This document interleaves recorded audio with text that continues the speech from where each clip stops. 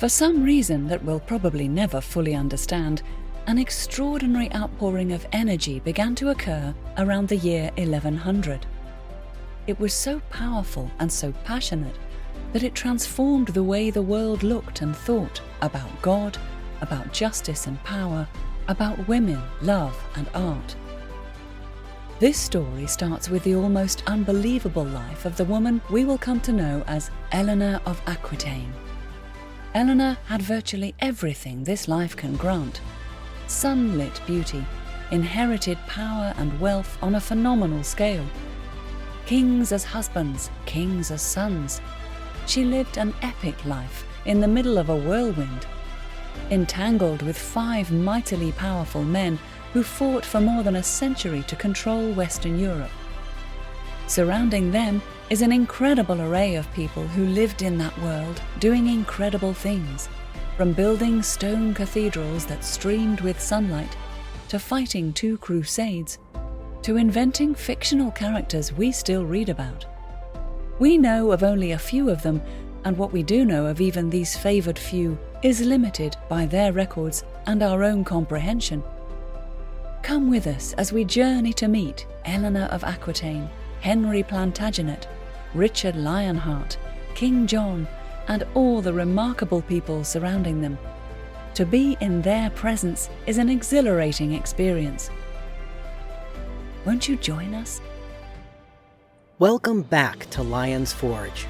My name is Beckett, and I want to tell you a story. An epic, true story of 5 kings and the Lion Queen. Episode 12. Teasing Laughter and Glowing Smiles. After the German disaster at Dorylaeum, their leader Conrad was badly wounded. Louis Capet, never famed for his military skill, was now virtually alone in command of thousands of demoralized, anxious men. Unless they were going to flee screaming back to Constantinople, they still had to get to Edessa, the intended goal of this already haunted crusade. The various cross-country routes known from prior crusading held little further appeal after learning what mounted Moorish archers could do, so Louis opted to head down along the supposedly safe coastal road, the same route taken earlier by Conrad's pilgrims, who were led by his half-brother Otto, a bishop with little, if any, military experience. Louis's immediate goal was Ephesus, where the army could rest. It then intended to continue on to the planned rendezvous site, Adalia, the little port where the army expected to rejoin the pilgrims sent off under Otto, and find the rescue ships that would ferry them all to the protection offered by Raymond of Antioch. Ephesus was another of the spectacularly ancient cities of Anatolia, famous more than 1,000 years before for its cosmopolitan wealth and luxury under the Romans. Christians knew it for St. Paul's missionary labors, with 4 of his famous letters written within its walls.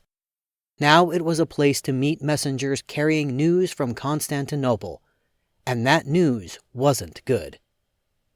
Manuel Comnenus sent warnings that huge Moorish contingents were said to be gathering, excited by the victory over the Germans at Dorylaeum.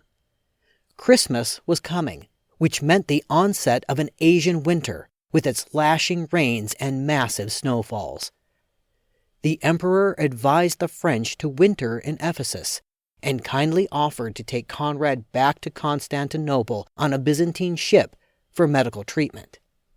While the German leader did leave to have his wounds tended, some say by Manuel himself, who had trained as a surgeon, most of his men remained with the French, swelling the number of people and animals needing to be fed throughout the winter by the scanty local markets.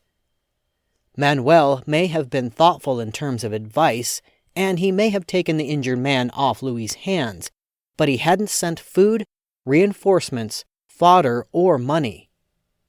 With no supplies and no prospects of supplies in Ephesus, Louis had little choice except to head out in hope he could make a fast march to Adalia, where rescue ships supposedly awaited.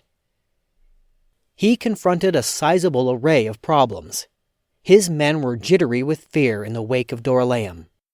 He was worried about food and advancing winter weather, and he faced a jubilant enemy reportedly swelling to entirely new dimensions. Although he didn't see it, he had also saddled his army with a notably ill-advised command structure of his own invention. Authority over segments of the army was rotated among the French nobles on a daily basis. Military talent and experience had to bow to an aristocratic title. While this was certainly a way to ensure that the honor of leadership was shared and earned Louis points with French nobles, it presented some staggering flaws in terms of how an army actually worked. On a good day, it may be true that almost anyone with hard-working master sergeants can get 25,000 men, horses, and baggage carts pointed in the right direction. On a bad day, not knowing how a leader thinks, how marked his strengths and weaknesses, and how effectively he communicates, can be catastrophic. And so it was, they marched away from Ephesus. Far down the road, miles ahead of the Crusader army, Otto of Freising's worn pilgrims and baggage handlers struggled, as they had ever since leaving Conrad. They had never had an easy time of it, these civilians led by a bishop. While their coastal route was thought safer because it was farther from Muslim territory, it was a very hard march, across hilly country crisscrossed with rivers and thick with rocks. Dry fall weather had given way to wet cold with gnawing winds. Food ran out. Famished people who had to keep walking day after dismal day finally had to slaughter their pack animals for what could only have been tough, sour meat. With the mules and horses gone, remaining supplies had to be dragged by men and women who were weak from hunger, even as they stumbled along, clinging to their last bundles of food. After almost 2 months of endless effort, worn down and largely defenseless, they were overrun, so near the end of their awful journey, by the inevitable mounted Muslim archers. A horrified observer arriving the next morning would have been confronted with tangled heaps of half-naked, even still moving bodies, the dead and the dying, being picked over by vultures.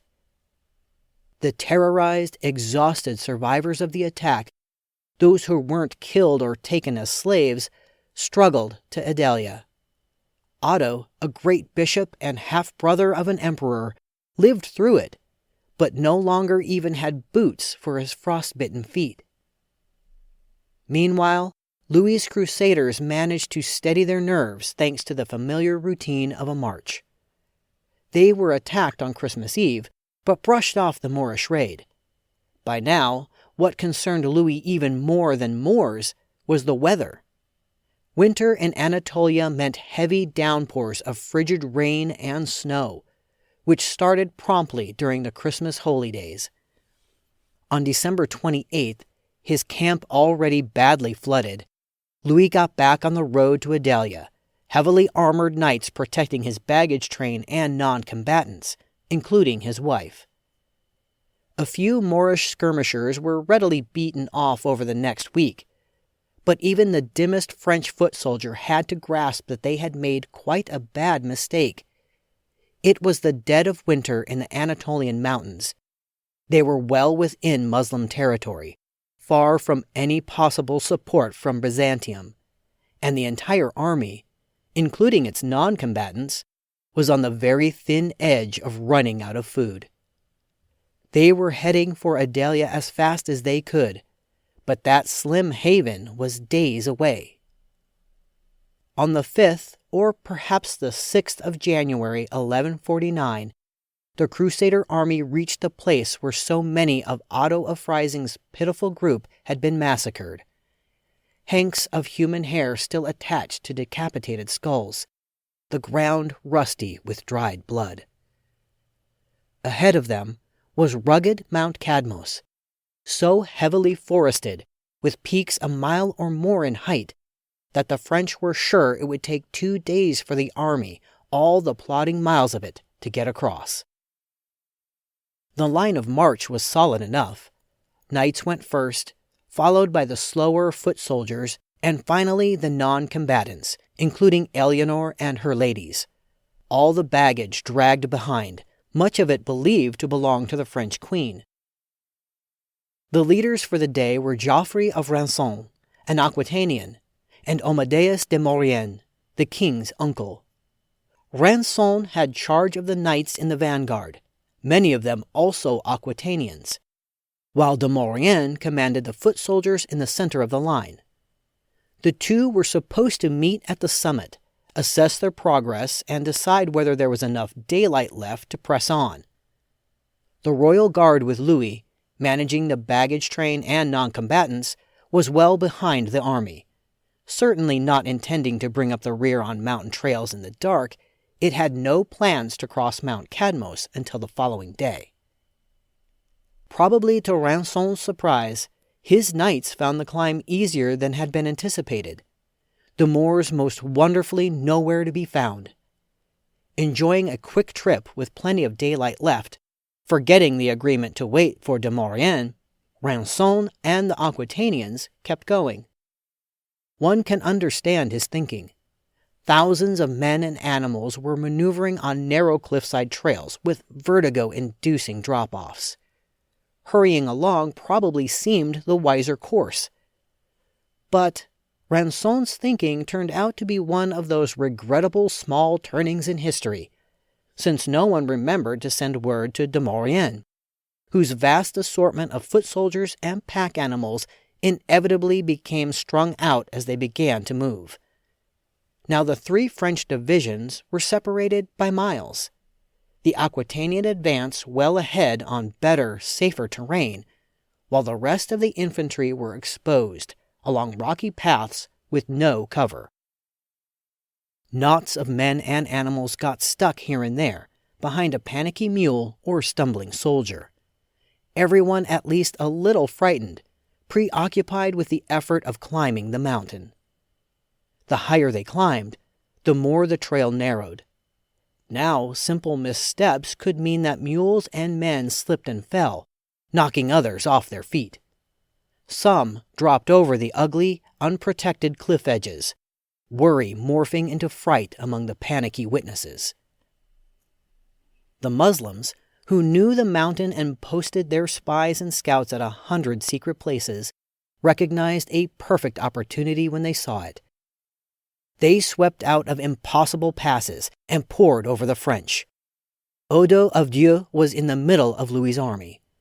Realizing that an attack had begun, he shoved and pushed his way back through the scrambling, yelling, cursing men, racing to find Louis. The king and his royal guard came as quickly as they could, but what they found was nothing short of disaster.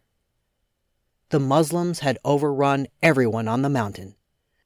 Men coming from the rear to the infantry's aid died trying to fight their way up the side of cliffs. Louis himself was trapped by Saracens, but managed to climb first a tree root and then a rock, battling his way free, possibly because he was dressed as an ordinary soldier and wasn't recognized. The unequal battle, broken into a dozen desperate fights, exhausted men slipping in blood, horses screaming, went on and on until night finally came. Assessing it all 40 years later, chronicler William of Tyre described Mount Cadmos as what he called a most fatal and disastrous misfortune which crushed the French. Europeans, those masters of the known world, God's chosen, had now been beaten at every major turning. Dorylaeum, Otto of Freising's poor pilgrims, and the passes of Mount Cadmos, one stinging defeat after another. No wonder the Muslims became positively heady with the mounting evidence of their new invincibility. If the Muslims were elated after that bitter day on Mount Cadmos, the European survivors were screaming for Rançon's head. Rançon was Eleanor's man. She certainly played no role in Rançon's decision to keep moving rather than waiting for the rest of the army, but her Aquitanian knights had escaped the massacre. Somehow it had to be true that her forcing herself on the campaign had ruined it for everyone else. Others snarled at her for the royal luggage that supposedly burdened and slowed the rear guard, preventing it from coming to the army's aid. Even King Louis, who had put his life on the line, came in for lashings of blame. Every occasion on which he had been unable to stop a looter dredged up as more evidence of his inability to command his army. With Muslim snipers everywhere, days of marching still ahead before the French could reach Adalia, soldiers shaking over what they had seen and done on that mountainside, Louis's entire army was on the verge of coming apart. In questionable control of beaten men, the king possessed the personal humility and self-knowledge to turn to Bernard of Clairvaux's favored warriors, the Knights Templar. Historian Jonathan Phillips made the point that it's hard to imagine other Crusader monarchs, such as Richard the Lionheart, surrendering their royal authority. Phillips ignores the reality that Richard Lionheart was unlikely to need a rescuer, but Louis Capet did, and he knew it. He willingly accepted the Templar lifeline. It probably saved the men he had left. The Templars, who came into existence after the First Crusade, were a creation of their unique time. Warfare merged with religion.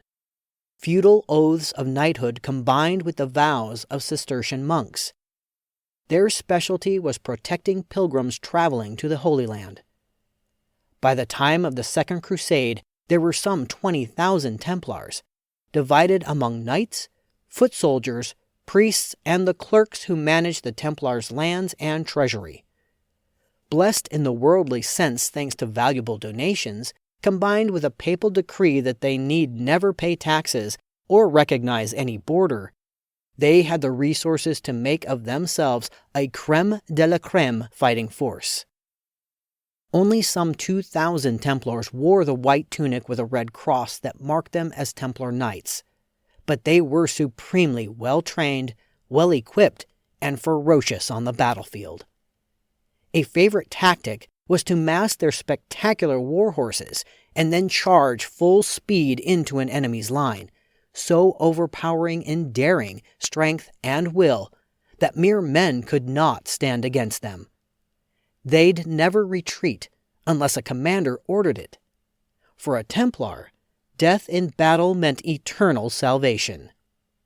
Men this willing to die were hard to turn back. One of their contemporaries, a monk named Guillot, observed with a straight face that they were forever getting killed, a habit he dismissed with the unquestionably honest observation, "I don't care to be killed." As the years passed and their fabled reliability became a watchword across Europe and the Middle East, the Templars also became actively involved in what we would call international finance. Some European nobles paid the order to manage their affairs while they were crusading. Others would deposit valuables in a Templar monastery for safekeeping, and then draw upon an early precursor of a letter of credit while traveling, a service which naturally involved a fee. Initially so poor that their emblem was two knights riding a single horse, the tax-exempt Templars eventually became very, very wealthy, buying great tracts of land, building churches and castles, sailing their own ships, and at one point, even owning Cyprus outright. Wealth created power, and power created arrogance. In time, they would be brought down, but that was still some 2 centuries off. Louis had probably departed Paris with no more than 130 Templar Knights in 1147, but those who were left after Cadmos still possessed the disciplined calm to endure the disaster. Louis now asked them to hold his fraying army together. He turned his worn-out men over to the order, which required that each of the French temporarily swear to Templar vows of obedience and determination to fight virtually to the death. Templar officers took the place of the daily rotation of French noblemen. Men now marched in formation, held their line, obeyed orders. Louis was incapable of commanding them, but he was willing to put them in the hands of men who could. It took the French 2 more weeks of marching and fighting to get to Adalia. They beat the ever-present Moors more than once along the way, something of a balm to savagely wounded pride, but they were so starved that they resorted to killing their horses for food. Everything the spent horses had carried, from armor to tents, had to be dumped along the roads. Straggling exhausted into Adalia, they must have made a pitiful impression on the locals. Nor did their bad luck desert them. Once again, they had trouble buying food, even at what the French described as the grossly inflated prices in the unfriendly town markets. Odo of Dieu, never one to let an opportunity pass for complaining about detested foreigners, wrote that the army's stay in Adalia cost them more than all the rest of the trip combined. Many crusaders, who had been emptying their wallets since they had left Paris months before, were running out of money. Louis was generously using much of his royal purse, every penny of which had been raised through taxes, to bail out men who had long since burned through their own travel funds. It would gain him respect and affection from men who otherwise had begun to lose faith in their luckless king. Louis had saved his army, but the hospitality of Antioch was still at least a month's march to the east. While the infantry grappled with that prospect, the king himself caught a Byzantine ship in the early spring of 1149. Sailing with him, undoubtedly happy to see the last of their once glamorous adventure, was his wife. She was 23 years old and would be greeting her uncle Raymond, Prince of Antioch, for the first time in more than a decade. The last time they had met, neither had been married. Although a queen had never before gone on crusade, Alianor's presence was not much discussed by the chroniclers until the French reached Antioch, and the little that was said rings far more of gossip and rumor than fact. Some said that she and her ladies dressed themselves as Amazons, the legendary fierce, if distractingly bare-breasted women warriors of myth. This story, no doubt sadly untrue, was probably started by the Byzantine chronicler Choniates, who compared Alianor to the mythical queen of the Amazons when he saw her in Constantinople, although it's impossible to say whether he was impressed or horrified by the sight of so many women riding, as he described them, boldly astride their saddles, dressed in armor just like men. Antioch was the domain of Alianor's uncle Raymond, considered a formidable ruler of the Outremer. Amy Kelly, one of Alianor's biographers, tells the story that he was so strong he could chin himself while gripping a doubtlessly stunned warhorse between his thighs. Now in his late 30s, this younger son of William IX of Aquitaine had married his way to a crown 12 years before by wedding Constance, the heiress to the principality, when she had been a child of 10. They had 2 children by now, a son named Bohemund and a little girl. Their capital, another of the dizzyingly old cities as common as sand in this part of the world, was a terraced enclave on the slopes of Mount Silpius, in what's now southern Turkey. Herod had supervised the crews paving its street in the day, and Julius Caesar had been entertained in its amphitheater. In his turn, Raymond, the product of generations of Aquitanian dukes, had made his city an outpost of Aquitanian language and culture.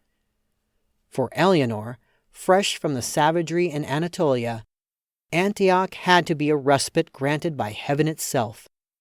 In turn, Prince Raymond was described as eagerly awaiting his niece and her husband, the King and Queen of France, and their Crusader army, which Raymond himself conducted into his capital city with tremendous ceremony. The prince had prayed for years for the Europeans to come his way, sending costly gifts to the French court as soon as he heard the first rumors of the planned expedition. He and Alianor must have been delighted to see each other again, no longer little girl and second son, but anointed queen and crowned prince.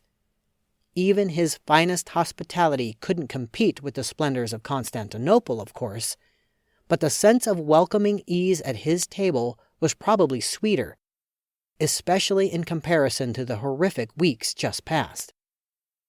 Raymond and Eleanor kept constant company while the Crusaders rested and regrouped in Antioch. Their happy companionship seems natural enough to us. They were close relatives, long separated, with a shared heritage and shared memories. They also had significant family financial interests in the Outremer to discuss. And what a relief to do so in their native Poitevin. As they dined, drank, hunted, toured, the two would find quick Poitevin witticisms, family nicknames, memories of old retainers and long-gone friends, bits of William IX's bawdy poetry coming to mind in the old tongue, so liquid and sensual. They apparently paid little mind to the fact that neither Eleanor's husband nor his men would be able to understand what was being said that brought such teasing laughter and such glowing smiles.